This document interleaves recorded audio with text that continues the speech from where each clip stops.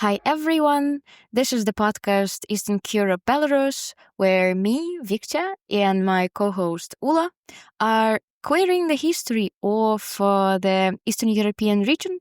And today Ula is going to share a lot of interesting details of his research on queer protests. Yes, because I recently finished writing an article that has a very fancy name, From Disidentification to Affirming Normality, Performativity in the Contentious Politics of Belarusian Queer Protest Movement, 1999-2012. And today I'm not going to tell everything about my findings that were primarily focused on how Belarusian public activism was performed and how activists chose different modes to be presented publicly, how they chose to share their messages, and how different political, legislative, and just regulatory mechanisms influence the tactics that activists have chosen. Wow, that sounds a lot. Maybe we can start with the beginning and with the fall of the Soviet Union. And this is the first question I have for you.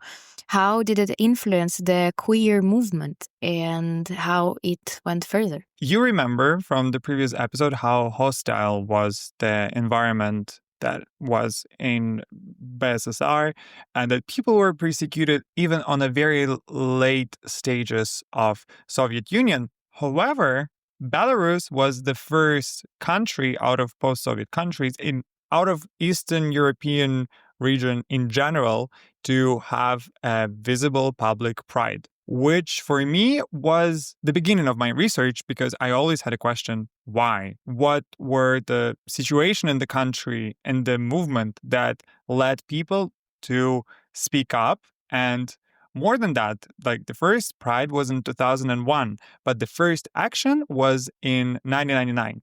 And here I will quote my own paper where I say, with varying degrees of intensity, actions continued for over a decade, and notably, they did so without encountering a mass organized anti-LGBTQ plus movement within the country.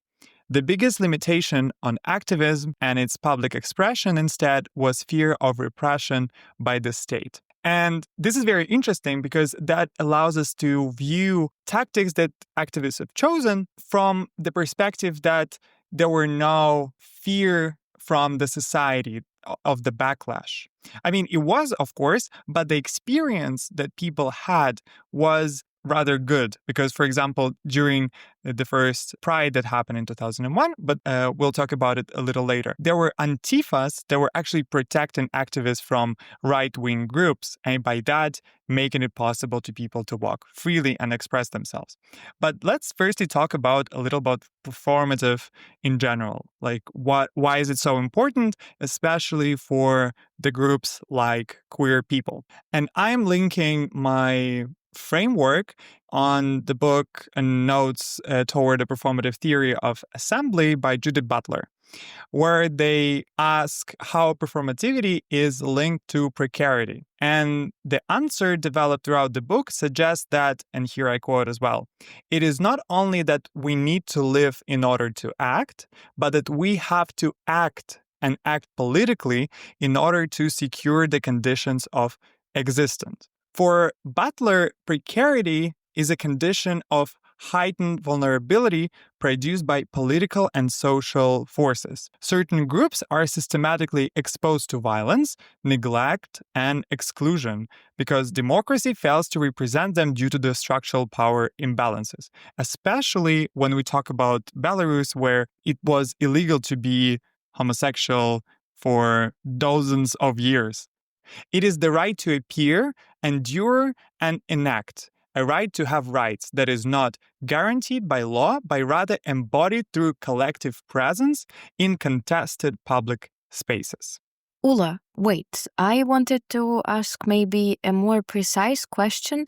And could you give an example of what performativity meant and how it was shared among the queer community in the late 90s in Belarus, for example? First action is happening in 1999.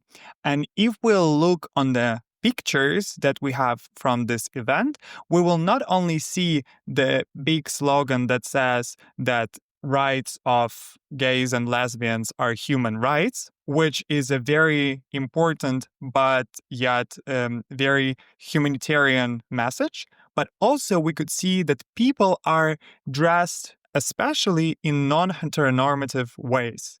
They are presenting themselves as others. They're trying to prove their message in a way by showing this kind of different culture, different presence. By being visible and occupying the space, they show and enlarge the possibility of being visible, of being present and being part of public discourse. Because for years, they were limited any space in that.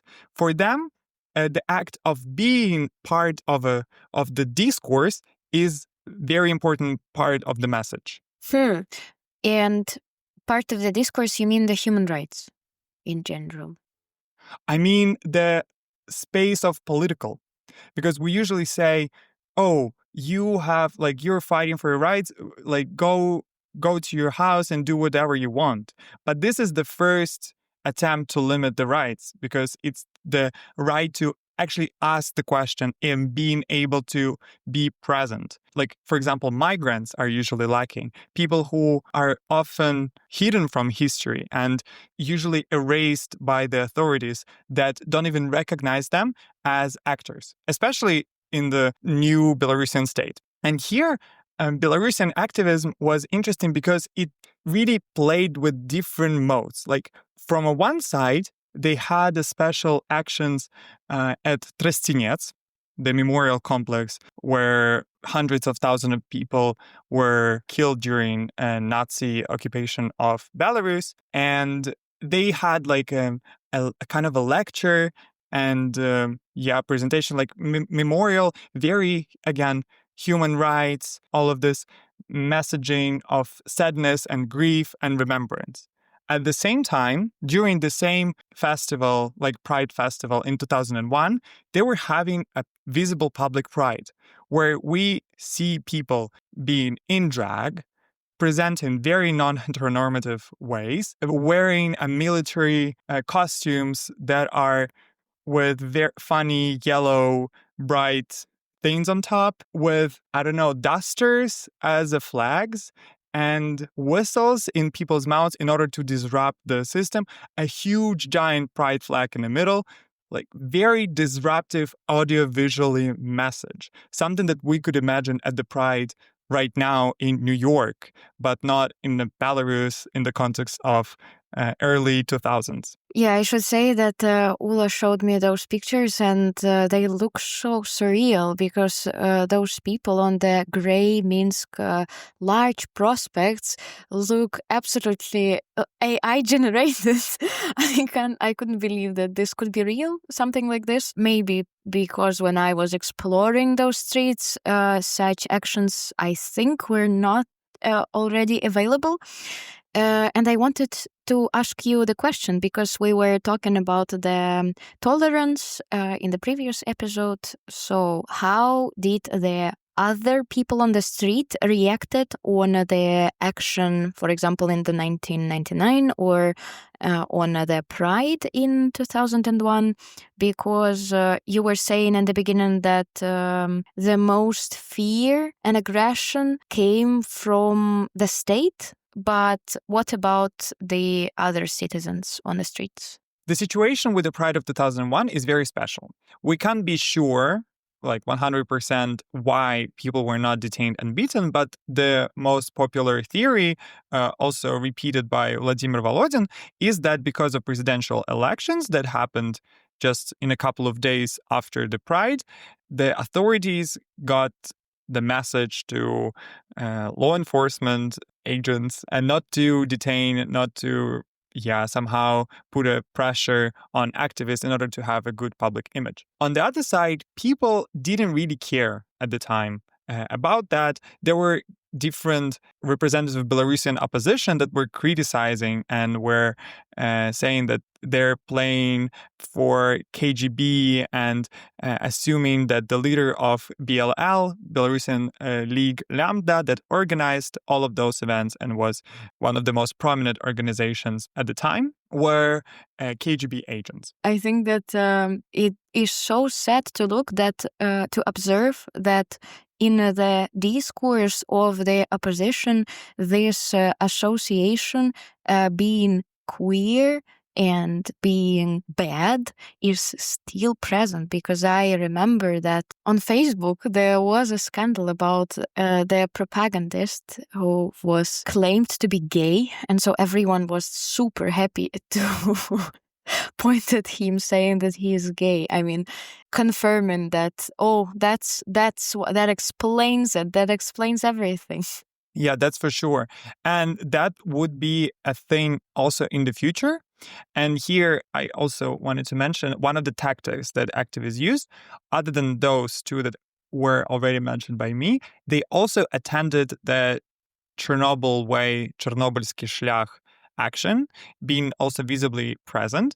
And this is very good approach, good not in the way that I endorse it, for example, but in the way that it is very useful. Because when you are present somewhere as just a queer organization, you have maybe 10, 20, 30, like very limited amount of people being publicly visible that makes them more likely to get pressure from the society. If you're a part of a larger movement, you not only get more safety by being visually present with a big group of people, but also being able to be highlighted by other audiences by being present. And that would be used in the future actions as well. I should make a comment maybe on what was the Chernobyl Way.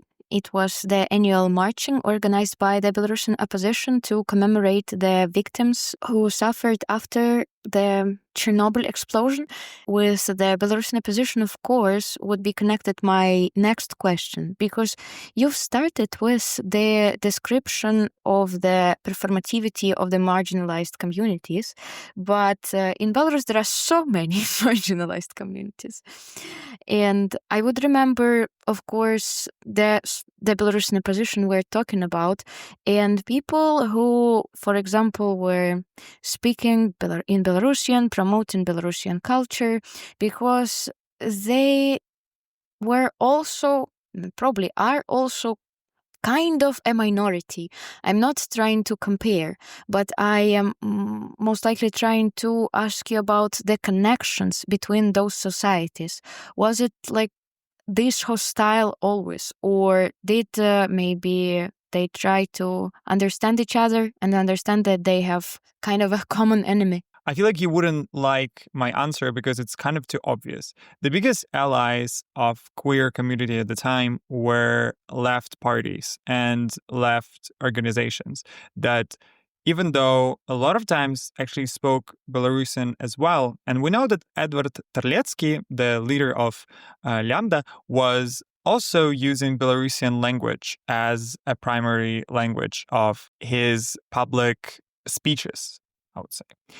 And a place in Belarusian nationalist movement was very limited because it was mostly obtained by conservative right-wing groups. But I would love to move a little bit further because also there was just a first stage of Belarusian public activism. Lambda, because of the pressure from authorities, canceled its existence, I would say, if you can say that, if you can give agency to that, I would say that they were canceled. And yeah, there was the last action that happened. And for a long time, there was a break without any actions happening. And the next one happened only in 2008 with emergence of the new organization called Gay Belarus that was also very interesting. And I would hear name because it was very active from 2008 and had a different ways, and the repertoire that they used in their actions was very, very different. What I like, some things that I want to highlight. First of all, that actions, public actions, took place not only in Minsk, but also like a small scale public visible actions also happened in Gomel and Luninets. Unexpected cities. I am sure our listeners probably don't know about them, especially about Luninets. But this is remarkable that activists used those spaces. What else? We have in 2008 so-called Queer Spazir, or like queer walk, that wasn't framed as a queer pride, but still used non-heteronormative visions and displays. For example, during this pride, there was one of the imagery of a bride that was also walking with different participants that had on their t-shirts large letters, "I am gay." There were also actions like days of silence, where activists were putting a tape or different materials on their mouth in order to show how silenced they are, that they can't speak up, they can't even scream. And on the 2010th, they were actually putting pride flag on there as a mask. That's super interesting. And I wanted to ask you to elaborate a bit on it, especially on this choice of small spaces, because Luninets is a small town in Belarus. And I remember when in the maybe 6th grade, I got a new classmate who was from Luninets. Like my literally first thought was, oh my God, it's no, like how how could she live there? There is nothing happening there. And I remember that you were telling the story about the pride which took place in Shabani, which is a small area which probably it was included in Minsk already or was on the outskirts of Minsk, but it is considered as the most dangerous place in the city. Can you tell me what was it and why did they choose it, and what is the strategy with choosing such small spaces, and also, I mean, conventionally not safe? If the actions that happen in the Gomel Luninets could be considered rather sporadic and could be, I think they took place in those spaces just because activists were at the time there and were able to have a pride flag and march somewhere and have a couple of videos of them. It's also important that before that, large presence of queer Belarus publicly wasn't that big. And of course, Belarusian authorities didn't even recognize that as a thing happening. And the fact that you're doing something in Luninets hides it even more from the potential side.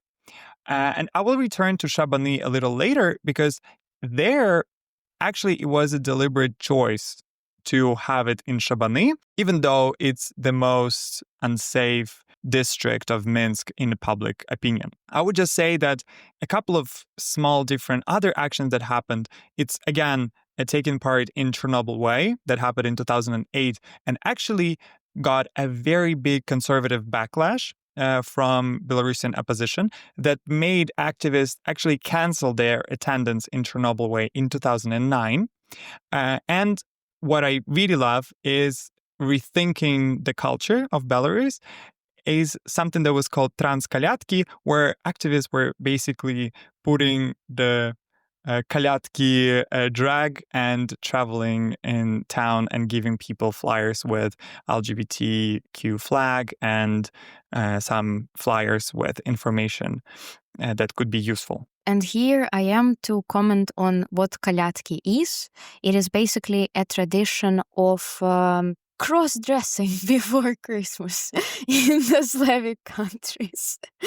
I am not joking because as a folklore practice, it also includes the masquerade where, of course, not only animals are involved, but also putting phallic symbols on yourselves if you are a cis woman, for example, is a very traditional way of celebrating it, and then going from house to house, singing songs and asking for sweet treats. So like a Christmas Halloween. And one last thing that I wanted to name before going to a big shift that happened in 2010 is how activists actually were choosing to help others, queer people from different countries. And for that, we have a picket for Iranian gays in 2009. And actually attending in a something that was called Slavic Pride, and that happened in Moscow in 2009 as well. A lot of people were detained during this time, and the second Slavic Pride was supposed to happen in Minsk. And spoiler, also a lot of people were detained. And that actually happened because during these years, from 2008 till 2010, a big thing that Gay Belarus did is that they focused on media presence much more than activists before. They collaborated with different organizations, different media in order to highlight their presence.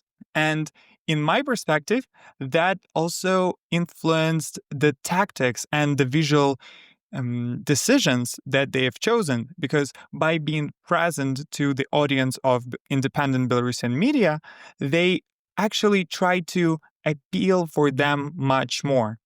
They got a lot of criticism for their visual decisions. And as Sergei Androsenko, the leader of Gay Belarus, have said himself, that he would rather choose to be potentially beaten up wearing jeans than wearing a dress. Because if he is getting beaten in the jeans, then like potential audience that is like classical Belarusian that is probably wearing jeans, and no matter which gender you have, will feel like that's someone that they could relate with and relate to. So I feel like that was, and that's interesting that we have actually notions of people saying this out loud, that, okay, now I'm more visually present to these different audiences, so I have to be more appealing. Wow, that sounds like conscious politics of creating solidarity. But also it tells a lot about the Belarusian society, and then again breaks the myth of this absolute tolerance. I just wanted to say that me and Ula were so engaged and involved in the discussion of this topic that we actually cut this episode into 2 parts, so it would be more convenient for you to listen to it. And this is the end of the first part. Don't forget to subscribe on Eastern Queer Up on every possible platforms, and see you in the next episode.